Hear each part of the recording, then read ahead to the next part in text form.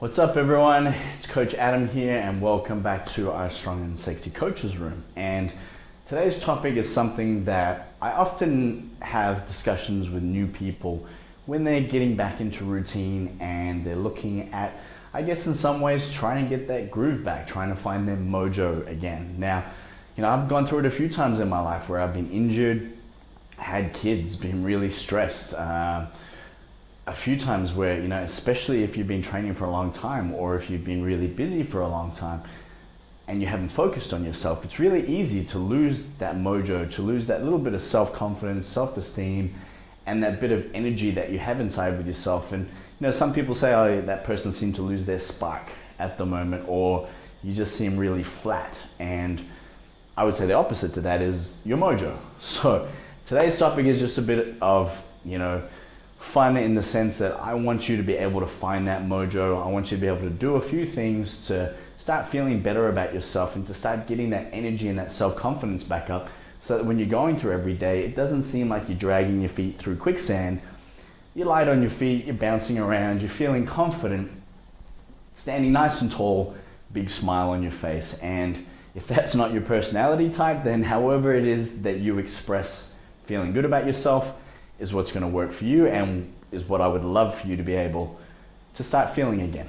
Okay, so nice and simple today is just my top 4 tips for getting your mojo back. All right, the number one here, all right, might seem obvious, but the amount of times that I have seen this affect people and affect women when it comes to feeling better about themselves. And I don't know why, and I'm sure, again, this might be a bit of a generalization, but I find that women will be very hard on themselves and they'll tend to carry around guilt towards things that maybe they could have let go of, or they could have, gone about a different way so that they didn't carry around any guilt about it. And, simply all it says here is do what you say. Now, hopefully you can read that. If you can't read that, I'll break it all down for you anyway. But do what you say. Sounds simple, but it's probably one of the hardest things to be able to commit to all the time. And what I mean by do what you say is that if you tell somebody you're going to do something, often, you'll do everything that you can to make sure that you do that, because you know that they're going to keep you accountable for it, and you don't want to let people down. As humans, we don't like to let others down. We often do, but we don't like to. And I wish that most people would hold themselves in the same regard. And often it's so easy to do something to let yourself down or to break a promise to yourself. And if you're going to get that mojo back and you're going to start feeling better about yourself, this is where you have to start. All those conversations that you have in your mind, all those promises that you had with yourself of what you were going to do, you need to stick to them. And if you need to break some of them down, so if they're big, this year I'm going to lose 20 kilos, and you don't do it, all right, don't let that affect you and, I guess in some ways drag you down even more. I would rather you say, okay, cool, I'm going to lose 20 kilos. There's 12 months in the year. Let's break that down. It's under 2 kilos a month that you need to try and lose. And then suddenly it's like, this month my aim is to lose 2 kilos. What am I going to do this week to lose 2 kilos? What am I going to do today to make sure that I'm working towards losing what I need to lose this week to end up at my 2 kilo goal for the month?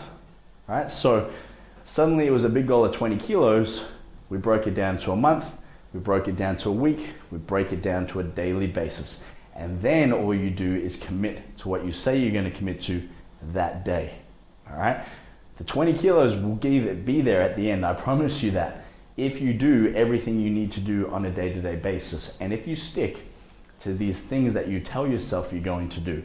And if you do that, and like you've probably heard me mention already so many times, if you build that momentum of ticking those things off and telling yourself, hey, I set myself this, I did it, I feel awesome about that. If you keep doing that, I promise you, you're going to have more mojo than you ever imagined, and you're going to feel better about yourself in all aspects of your life. So really important to approach everything that you do with a commitment that if I say I'm going to do it, I'm going to do it. If I'm not ready to do it, don't say you're going to do it. Don't set yourself up for failure, because again, you've been doing that for a while. And if you keep doing that, you're going to stay at the level that you're staying at now, or you're just going to tell yourself, see, I tried again, I couldn't do it. I can't do it. I don't know how to change. I can't change. I've tried every diet under the world, but I can't do it. You know, I don't want to sound harsh here, but those are the types of conversations that I hear all the time. And I'm always able to flip them around by breaking things down and by showing you that if you just commit to small things on a daily basis, you will get there. And I promise you, you'll get there. And you'll feel great when you do. All right? Number 2. All right. Daily charge. Now, it's not a financial charge. Daily charge, do something that's going to charge you up on a daily basis. So for me, it might be my morning workout, a run.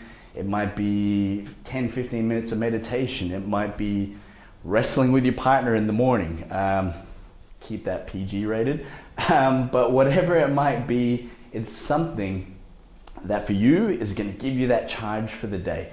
You know, it's going to give you the energy and, in some sense, almost the electricity to be able to have a great day, to feel better throughout your day, to be able to put in more throughout your day, to wear the biggest smile you've worn on your face for a while, all day, because you took the time to charge yourself.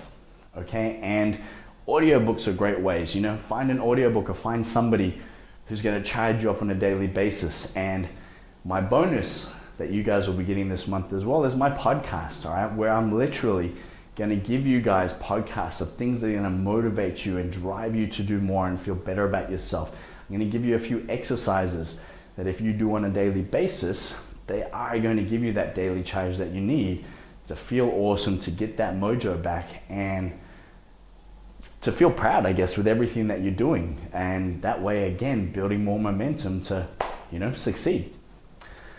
Number 3, motion. And I'm a huge Tony Robbins fan, whether you like him or not. He definitely does have some great points, and he does add a lot of value throughout the world. And one of the things that I heard from him that I've always loved and has always resonated with me is that emotion is attached to motion. And what that means is that everything that you do in your life is attached to motion. If you're upset and you're angry, there's, you know, motion in your body. It's how you carry yourself. It's your facial expression. It's how you react in a conversation. It's, you know, how you walk about throughout your day. It's how you approach your workout. You know, if you're carrying those emotions around, it's going to affect your motion. And one of the best ways to beat that is, regardless of the emotion that you're feeling inside, what's the opposite motion? So if I'm feeling tired and depressed, sad, sick, unhappy, fat, flabby, what's the opposite motion to be able to flip that around? Let's go do some exercise. Let's go train. Let's listen to some music, crank it up loud, whatever your favorite tunes are, and sing. And my family laughs at me all the time because I love music and I'm a creative person, so I don't often remember all the words, but I figure I have rhythm, so I literally make up the words, but I don't care because it makes me feel good. You know, I get that electricity, I get that great vibe throughout my body, and it charges me for the day. And I feel great about everything I'm going to do from then on because, you know, suddenly I've got out of my slump. I've used motion to change my emotional state. All right, so all I say to you is, if you're sitting at your desk, you're sitting at home, you've got daily TV on, watching soap operas or whatever it might be, turn that crap off, get up out of your chair, go do something. All right, if you're tired when you get home, and the amount of times I hear this, I'm just too tired, I can't train, I can't go out and do anything, I just don't have the energy. Okay, emotion is what? Pretty low, energy is pretty low, enthusiasm, positivity is probably pretty low. Flip it. What's the motion that you can go do? No, I'm going to train. And you know why I'm going to train? Because at the end of that session, I know I'm going to feel better. I'm going to feel better about myself. My body's going to feel better. I know I've done what my body needs for me to do today. And I committed to what I said I was going to do for the day. I didn't give up on myself. And TV will be there. TV series will be there. You know, if you miss something, you can download it again later. You know, at the end of the day, you only got one body. You've only got one chance to look after it.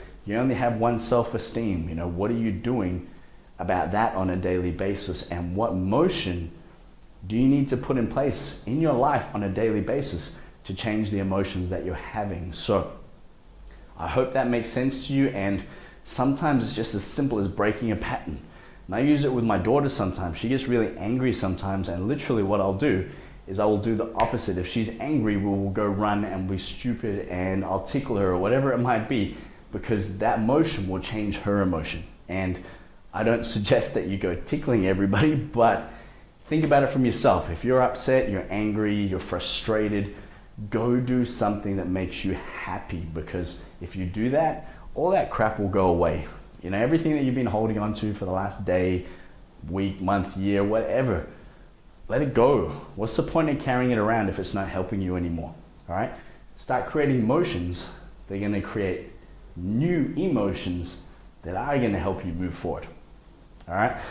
Number 4 here, I put out separately because for me, this is probably the most important thing that I see with women and with my clients all around the world. All right? Challenge yourself. And it might sound simple, but as human beings, we crave challenge.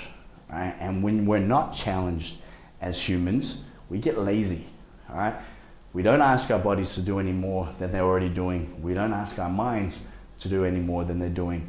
The body gets lazy. Your body is highly adaptive.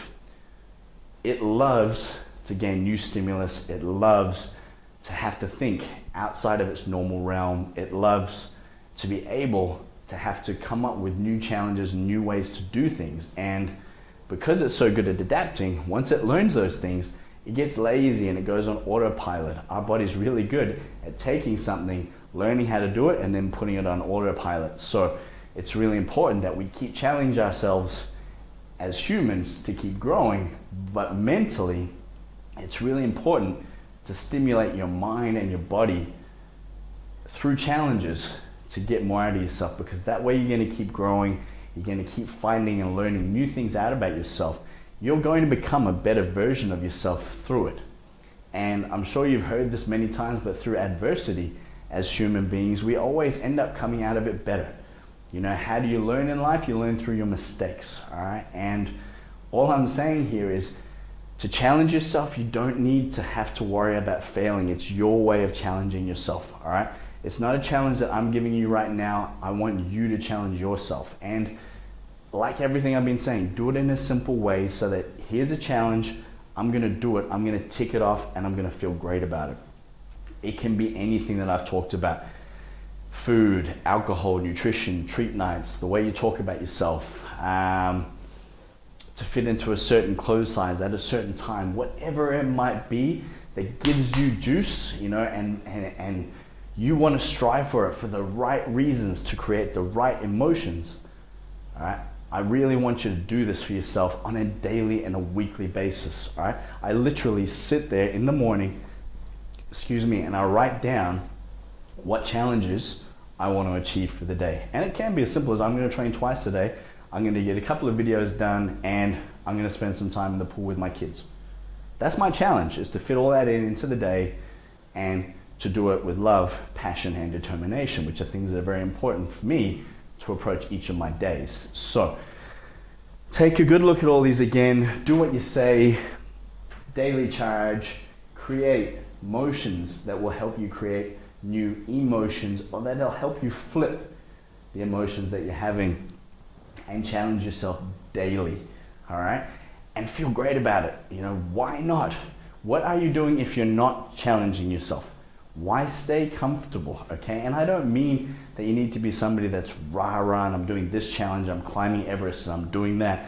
You know, if that's your thing, great, you know? If it's not your thing, then find ways that you can challenge yourself on a daily basis. And look, one of the things that I love about a lot of women, especially women who have families, is the amount that they're actually able to achieve on a daily basis that they're not even conscious about.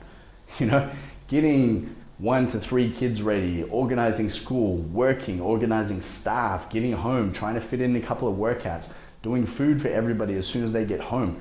You know, my mom was a full-time mom, and it amazed me how she was able to do all that and then still be able to work and see clients. So if you can do all of that and you can do it unconsciously, imagine what you can do once you're conscious about it and once you start to set these little daily challenges for yourself. So thank you again from the coach's room, and remember, be happy, be great, and get stuck into every day with as much passion and determination as you can.